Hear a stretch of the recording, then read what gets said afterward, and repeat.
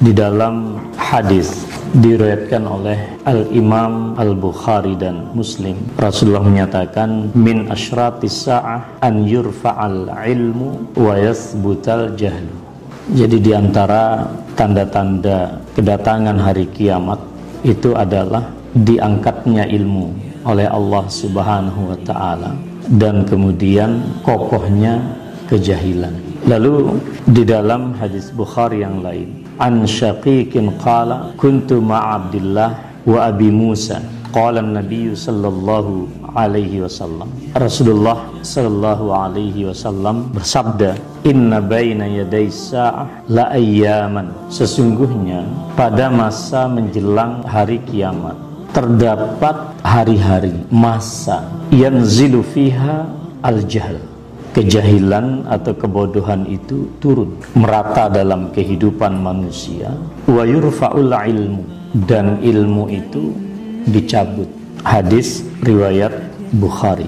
Yang ketiga, wa fi riwayatin li Muslim an Abi Hurairah radhiyallahu taala anhu qala qala Rasulullah sallallahu alaihi wasallam, Rasulullah bersabda, yataqarabuz zaman atau waktu itu terasa sangat berdekatan, cepat sekali rasanya. Wa yuqbadul ilmu itu diambil, ditahan. Wa tazharul fitan, dan fitnah itu makin tampak. Wa yulqis syuh, pelit ya, bakhil, kikir, itu semakin merajalela dalam karakter manusia.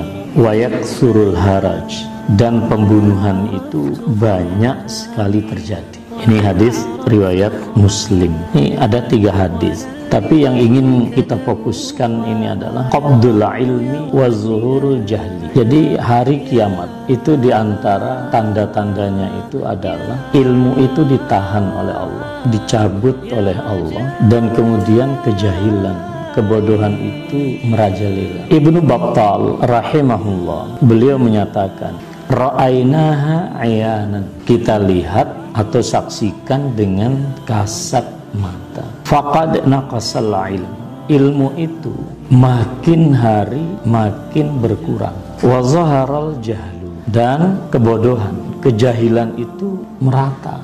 Tapi orang merasa pintar karena tiap hari dapat postingan di WA 10 sampai sekian puluh hadis, tapi satu pun dari hadis itu tidak menginspirasi hidup.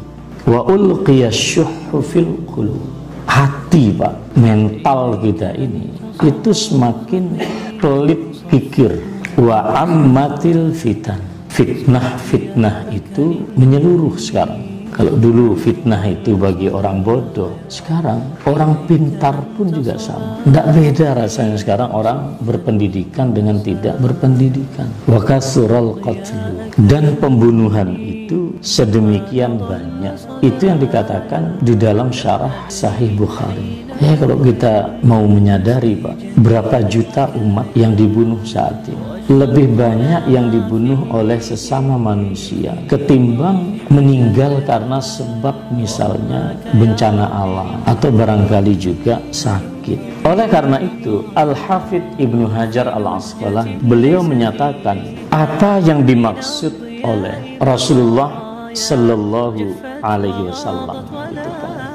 Ketika ilmu itu dicabut, maka yang terjadi itu adalah konsekuensi logis dari tercabutnya ilmu. Apa itu? Ya kejahilan. Ya memang masih tersisa, tetapi semakin kemudian jumlahnya itu sekarang. Orang alim itu kalau berdasarkan hadis ini, itu mungkin kuantitasnya itu semakin hari akan semakin berkurang. Di Muhammadiyah kita Pak, dari personalia PP sekarang Pak, itu Pak Yunhar wafat 12 itu kan tidak secara khusus mendalami persoalan agama ini. Pak Din itu risau.